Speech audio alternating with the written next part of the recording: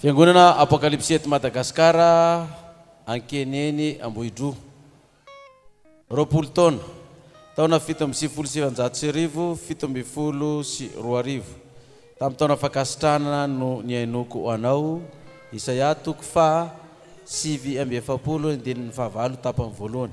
Noho izany dia ambara amin'ny fomba ofisialy fa akatona ny fankalazana ny 20 taona ny Fiangonana Apokalipsy ankeneny eto Madagasikara.